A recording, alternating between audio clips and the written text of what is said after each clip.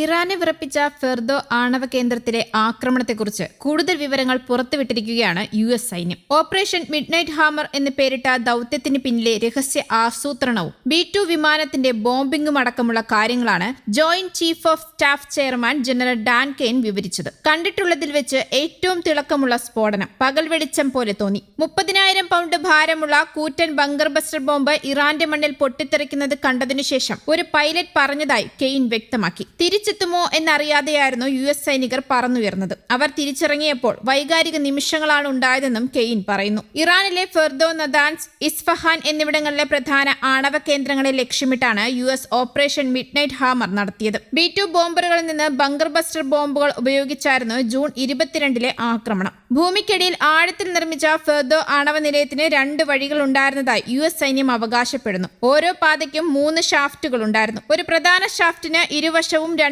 ചെറിയ ഷാഫ്റ്റുകൾ. ആക്രമണത്തിന് ദിവസങ്ങൾക്ക് മുമ്പ് ഇറാൻ ഈ ഷാഫ്റ്റുകൾക്ക് മുകളിൽ കോൺക്രീറ്റ് സ്ലാബുകൾ സ്ഥാപിച്ചിരുന്നു. വർഷങ്ങൾ നീണ്ട പരീക്ഷണങ്ങളിലൂടെയാണ് ആക്രമണ പദ്ധതിക്ക് അന്തിമ രൂപം നൽകിയതെന്നും കെയ്ൻ പറയുന്നു. ആദ്യ ബോംബ് ഷാഫ്റ്റ് തുറന്നു. അതിനുശേഷം 4 ബോംബുകൾ സെക്കൻഡിൽ 1000 അടിയിൽ കൂടുതൽ വേഗതയിൽ ഉള്ളിൽ പ്രവേശിച്ചു. അവസാനത്തെ ബോംബ് ഫ്ലെക്സ് വെപ്പൺ ആയി പ്രവർത്തിച്ചു, അദ്ദേഹം വ്യക്തമാക്കി. എന്തെങ്കിലും കാരണത്താൽ അതിൽ ഏതെങ്കിലും ബോംബ് പൊട്ടാതിരുന്നാലും ഉദ്ദേശിച്ച കാര്യം പൂർത്തിയാക്കാനാണ് ഈ രീതി. ഡിഫൻസ് ത്രെറ്റ് റിഡക്ഷൻ ഏജൻസിയിലെ പേര് വെളിപ്പെടുത്താത്ത 2 ഉദ്യോഗസ്ഥർ 15 വർഷത്തിലേറെയായി ഫെർദോ ആണവ കേന്ദ്രത്തെക്കുറിച്ച് പഠിച്ചു. 2009 ഉദ്യോഗസ്ഥരെ ഇറാനിയൻ പർവ്വതനിരയിലെ പ്രധാന നിർമ്മാണങ്ങളുടെ ചിത്രങ്ങൾ കാണിച്ചു. കൂടുതൽ വിവരങ്ങൾ വിശകലനത്തിനായി കൈമാറി. ഉദ്യോഗസ്ഥർ വർഷങ്ങളോളം ഈ സ്ഥലവും കേന്ദ്രത്തിന്റെ പ്രവർത്തനങ്ങളും നിരീക്ഷിച്ചു. ആണവ കേന്ദ്രം നശിപ്പിക്കാൻ ശേഷിയുള്ള ആയുധം അന്ന് അമേരിക്കയുടെ പക്കൽ ഉണ്ടായിരുന്നില്ല. അങ്ങനെയാണ് GBU-57 ബങ്കർ ബസ്റ്റർ ബോംബ് പരീക്ഷിക്കുന്നതെന്നും കെയ്ൻ പറഞ്ഞു. ജൂണിൽ പ്രസിഡന്റ് ട്രംപിൽ നിന്ന് ദൌത്യം നടപ്പിലാക്കാനുള്ള ഉത്തരവ് വന്നു. ഓപ്പറേഷൻ മിഡ്നൈറ്റ് ഹാമർ അങ്ങനെയാണ് ആരംഭിച്ചതെന്നും കെയ്ൻ വ്യക്തമാക്കി.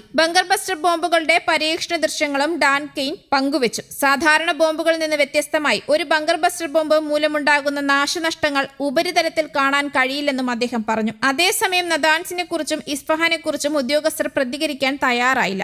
US ആക്രമണം ആണവ കേന്ദ്രങ്ങൾക്ക് കേടുപാടുകൾ വരുത്തിയെങ്കിലും ഇറാന്റെ ആണവശേഷി നശിപ്പിച്ചില്ലെന്നും ആണവ പദ്ധതികളെ ഏതാനും മാസത്തേക്ക് വൈകിപ്പിക്കാൻ മാത്രമേ സാധിച്ചുള്ളൂ എന്നുമുള്ള രഹസ്യ പ്രതിരോധ ഇന്റലിജൻസ് ഏജൻസിയുടെ റിപ്പോർട്ടിനെ പ്രതിരോധ സെക്രട്ടറി പീറ്റ് ഹെക്സത്തും ഡാൻ കെയ്നും തള്ളി. റിപ്പോർട്ടിന് വിശ്വാസ്യത കുറവാണെന്നും വിവരങ്ങൾക്ക് ന്യൂനതയുണ്ടെന്നും പീറ്റ് ഹെക്സത്ത് പറഞ്ഞു. അവിടെ നിന്ന് യുറേനിയം ഇറാൻ മാറ്റിയിട്ടില്ലെന്ന് ട്രംപ് ട്രൂത്ത് പോസ്റ്റിലൂടെ വിശദീകരിച്ചു. അവിടെ കണ്ട വലിയ ട്രക്കുകളും കാറുകളും ഫോർദോയിലെ വെന്റിലേഷൻ ഷാഫ്റ്റുകൾക്ക് കോൺക്രീറ്റ് ചെയ്ത് അടയ്ക്കാനായി എത്തിയ ജോലിക്കാരും സംവിധാനങ്ങളുമായിരുന്നുവെന്നും ട്രംപ് പറയുന്നു. ആണവ വസ്തുക്കളെ അവിടെ നിന്ന് മാറ്റുക എന്നത് അത്ര എളുപ്പമുള്ള കാര്യമല്ലെന്നും ട്രംപ് വ്യക്തമാക്കി. മാത്രമല്ല US നടത്തിയ വ്യോമാക്രമണങ്ങൾ ഇറാന്റെ ആണവശേഷി നശിപ്പിച്ചില്ലെന്ന US രഹസ്യാന്വേഷണ വിഭാഗത്തിന്റെ കണ്ടെത്തൽ ചോർത്തിയതിന് പിന്നിൽ ഡെമോക്രാറ്റുകളാണെന്നും ട്രംപ് ആരോപിക്കുന്നുണ്ട്.